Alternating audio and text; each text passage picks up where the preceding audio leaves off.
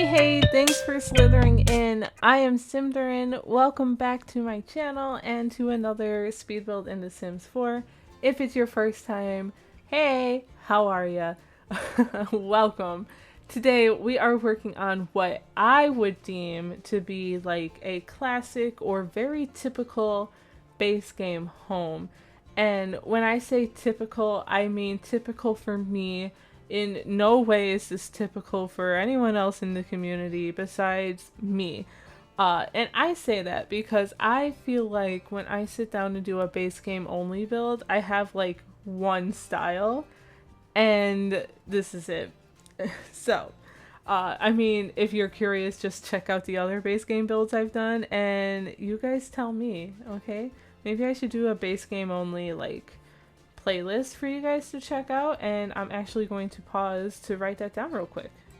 Maybe having a full playlist would give me even more of an excuse to keep doing base game only builds so that I can get better at it and have more of a variety to style. Before we continue, are you thinking of adding more packs to your game? There is now a big summer sale on Sims 4 add-ons through July 11th on the EA app or Sims website. Thanks to EA, I now have my own affiliate code. Just type in Symtherin and hit apply to directly support the channel. If you use this code, I'll receive a small commission and it would mean the world. There are so many packs to choose from, so let me know in the comments below if you end up getting any, whether or not you use my code. Thanks again to EA for sponsoring this part of the video. Now, let's keep building. Like I said, very typical of me to do is to use this flower bag item that you can find in it's either the debug menu or the live edits object menu. So I literally just finished doing a voiceover for another video that by this point you guys have already seen, where I did the same exact thing and said this flower bag debug menu is awesome for lining sidewalks and paths and things like that, or landscaping, kind of act as like little stones, like decorative stones. It's so cute and it doesn't go bad.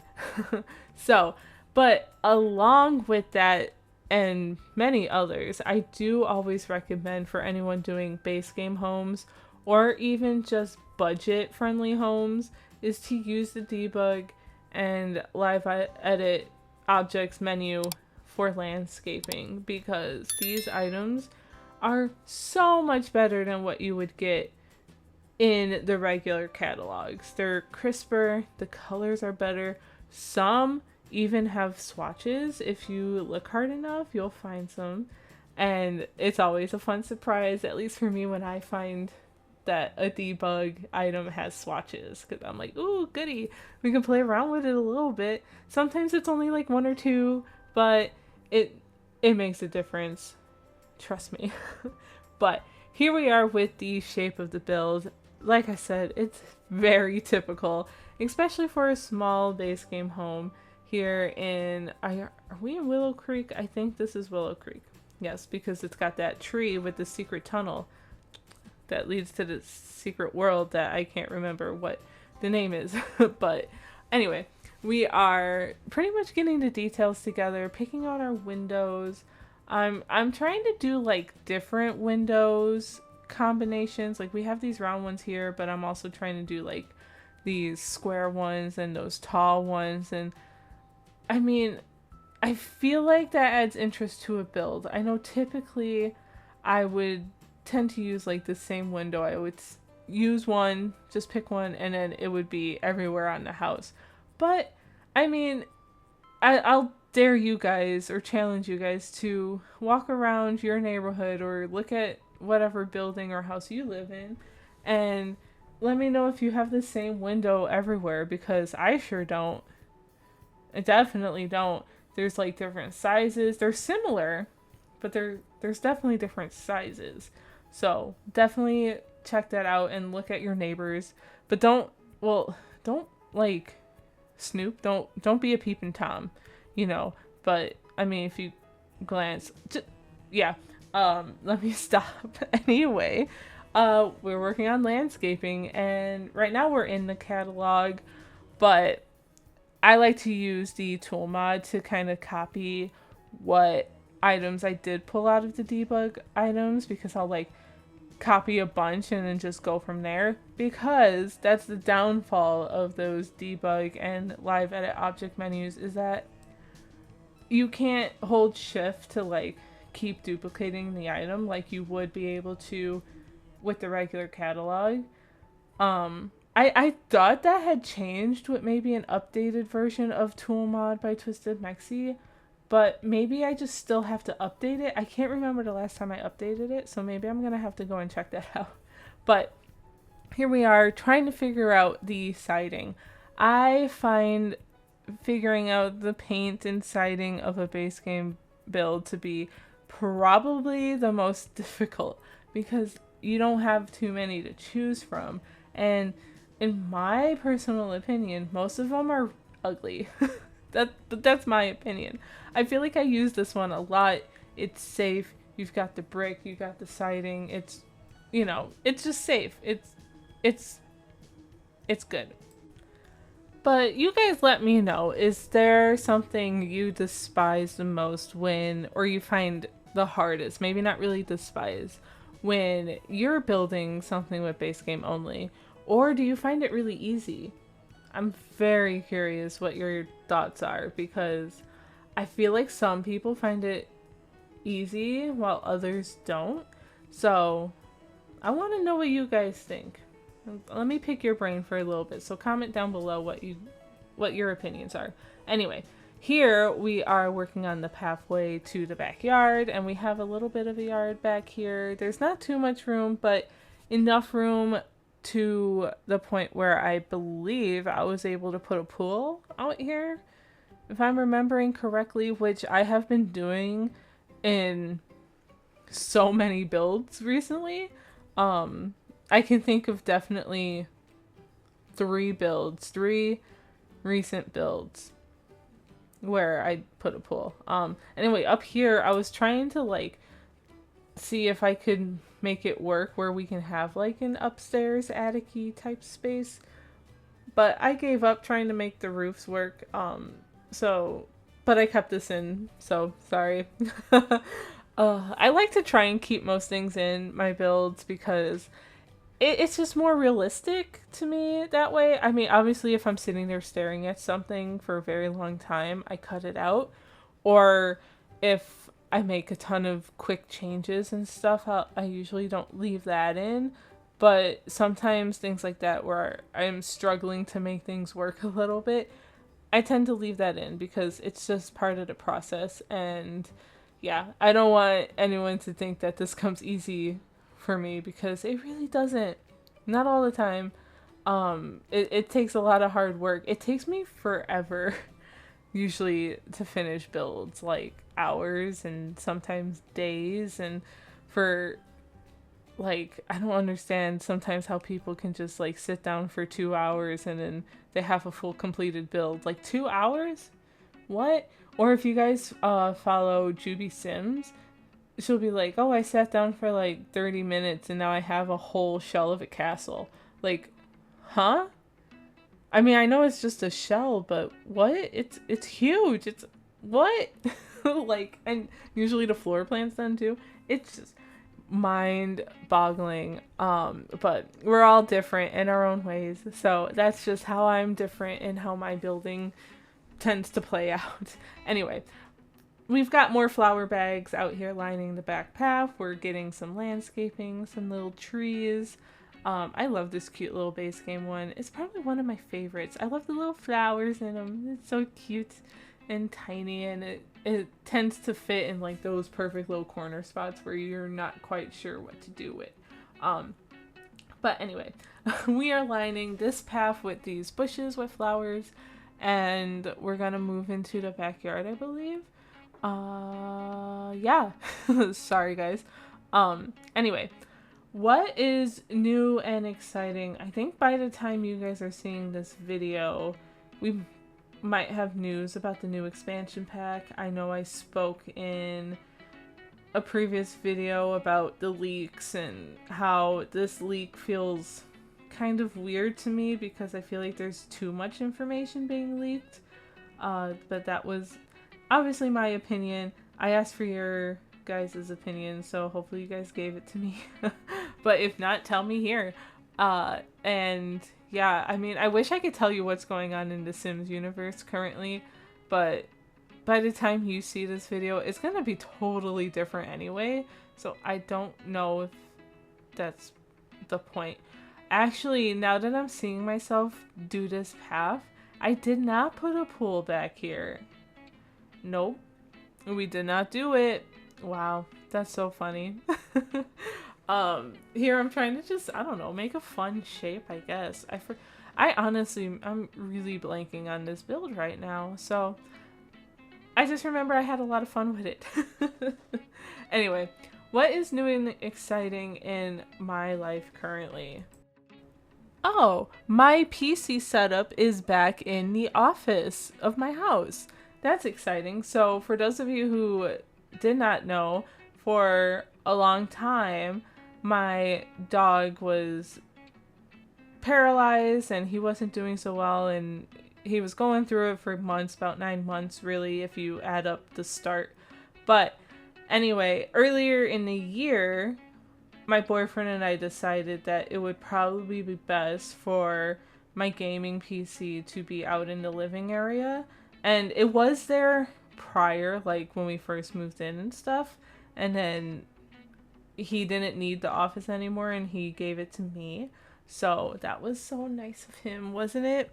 So sweet. Anyway, but I moved out there so that I can be more readily available to help my dog when he needed help and things like that. And yeah, but now that that's done and over with, I finally bit that bullet and moved everything back into this office. So it's kind of nice to be back in my own space. Obviously, I don't like why I'm back in my own space, but that's what's, I guess, the new and exciting thing for me. It's not completely decorated. It's just got some knickknacks and some stuffed animals and stuff. Oh, that reminds me. I do have a cute little story. So, on my last family vacation, we stopped at like a little antique store because we were out of state, and usually that's when you find some cool stuff, right? And we're not that big on antiquing or drifting or anything, but it's definitely something I've been interested in potentially, getting into a little bit more, because I see videos and see all the cool stuff people can find. But anyway, we were walking around looking at stuff, just seeing what we can find, and then I remember I was like, my mom pointed out a case of like 3 Pez dispensers, like for some, I don't even remember who they were, but Pez dispensers. I was like, cool. And I went to go take a closer look, but then I looked down and Woody from Toy Story was just sprawled out on the floor. His hat was like maybe a few inches from him because his hat fell off, and I was like, Woody. And then my mom is so funny because she's like, how old are you? And I'm in my early 30s, guys. So like, Toy Story is a big deal to me, okay? And I found Woody, and I used to have a Woody of my own. I used to have Buzz too, but I don't think I have them anymore, or if I do, they're definitely buried somewhere with my mom's stuff. But I personally don't have Woody anymore. So when I saw him and he's in good condition and I pulled his string and he talked, of course I am getting Woody, right? So then I'm walking around some more, and there was like a couple other people in there, and then we were near one other patron, and she was like, hey, isn't this the Jessie to your Woody? Guys, I am not kidding you. Jessie was there too, and I have Woody and Jessie, and I never had Jessie. So like, I'm like the happiest like grown adult ever with my own Woody and Jessie right now, and they both work. Like, their voice boxes are still there and in good condition, and I'm just like, I was over the moon. And this stranger was like, yeah, I heard how excited you got when you found Woody. And I was like, oh my god, that's kind of embarrassing. But I was also like, thank you so much for telling me that you saw Jessie, because there's no way I can't separate them, right? And then my brother was like, what if you just took them away from all their friends and family and you're the Al from Al's Toy Barn? And I was like, oh no. Oh no, I felt so bad. But they have a loving home now and they're stuck with me whether they like it or not. Because I was even talking about like getting cases and stuff for them and like keeping them in like the condition that they're in and kind of protecting that. And that's why my brother said, you're just a new Al in Al's Toy Barn. And I was like, oh no. So, so funny. Do you guys like Toy Story? I freaking love Toy Story. Anyway, we're on to the bathroom. I think we did the bedroom that whole time I was talking because when I started working on the interior of this build, I was struggling with like the living and kitchen area. So when I do that, I tend to actually move on to a bedroom usually because that's what is then going to kick off the vibe. Usually the living and kitchen does it for me, but this time we had to kind of go in a different opposite direction. And I'm actually surprised I left the bathroom in too. Very surprised. That is not very typical of me to do in these videos. So that is exciting. I hope you guys enjoyed that little bathroom. But here we are now trying to figure out the living room again. Our little walkway with coat rack and some shoes and things. Yeah, I'm trying to think what else. A bookshelf. And then we're going to have our couch and TV. It's very open concept here. We have a little platform that steps up to the rest of the house where that leads basically to each bedroom because there's 2 bedrooms in this house. And then the bathroom, but also there's a door up there that leads out to the backyard. So, I think I put like a desk up there just to kind of fill up the space. So you have pretty much almost anything you would need, I would imagine so anyway. But here we are again using green as an accent color. And I know I keep saying this, but I've said it in a pretty recent video, as maybe not so recent when you guys are seeing it, but recent for me because I just did the voiceover. But I use green accents in that build as well, and it's kind of funny because I feel like I never use green like that this often before, but now all of a sudden that's all I'm doing because usually it's like blue, but maybe I was trying to stay away from blue so much that I just naturally gravitated to green because honestly it's pretty close. But I mean, I like how it still came out anyway, whether it's green or purple or yellow, whatever, as long as I had fun. But we do have a kid here, so I do put like this little craft table and a toy box in here. I imagined it being a pretty young child, maybe even too young to use some of these items, but you have them anyway when the child grows up. Because I think I put a crib in that bedroom, if I'm remembering it correctly. But this is pretty much the layout of the living room, so we're just trying to find clutter. I tend to put like tissue boxes on coffee tables because, I mean, you need tissue boxes by the TV for your sappy movies. At least I do. Oh, I cry so much with sappy movies. I try to avoid them sometimes, but you know, sometimes you just need a good cry. So that's another question I have for you guys. What movie is your good cry movie? Mine, I would say I have 2. So one is definitely The Notebook, hands down. I can't not cry with that one. I mean, if you don't cry, you're a monster. No, I'm just kidding, you're not. But and the other one has to be The Fault in Our Stars, which is based off of the novel by John Green, which I read the novel before I seen the movie, and that made me tear up, and then the movie made me like bawl even more, and I'm such a sap. Anyway, it's always good to have a good cry sometimes, so let me know what your go-to crying movie is down below. The kitchen is pretty much laid out here.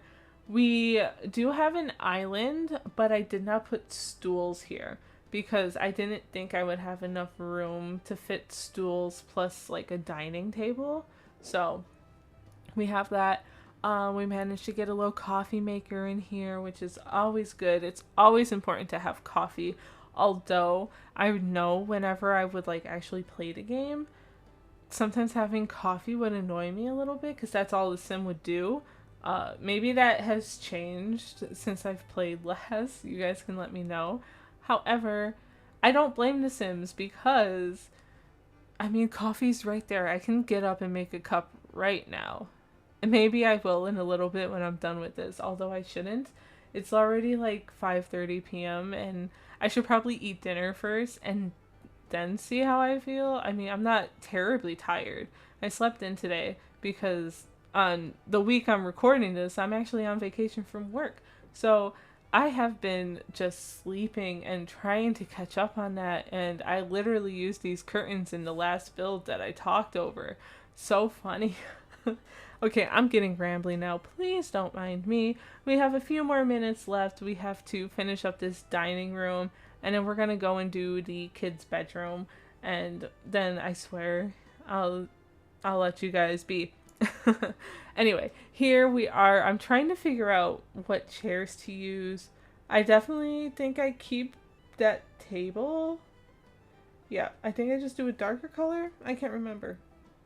But that table is base game. However, it is from when we had like the update with the anniversary, one of the anniversary updates, where this table was created by someone, and gosh, it is slipping my mind right now, so I am so sorry. But from a Sims CC creator. Oh, do I put bar stools? No, I don't. Okay, I got rid of them. Anyway, it's a great table, and we have a couple of chairs that are the same way, and I hope they keep giving us like base game items like that, and not just in the battle pass home like live event things. I talked about that too the last time. It's cool, but also like I don't know. I don't know how I feel about it just yet. It's all gonna depend on where it goes from here, and maybe you guys agree or disagree. I don't know. In general, I do kind of like how this dining room came out. I always forget we have like these grandfather clocks, and me, I am a sucker for a good old grandfather clock. If I could have one, I mean, I could have one. If I found one that was reasonably priced, I totally would get one, especially if it chimes. So I think I've said this in like a video, but it's probably been a long time now.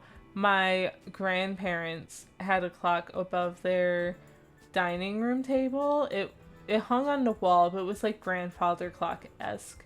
And every like 15 minutes, I would say, maybe not even 15 minutes. Well, it was 15 minutes because it would be at the 15-minute mark, the half-hour mark, the 45-minute mark, and then on the hour, there would be some kind of chime.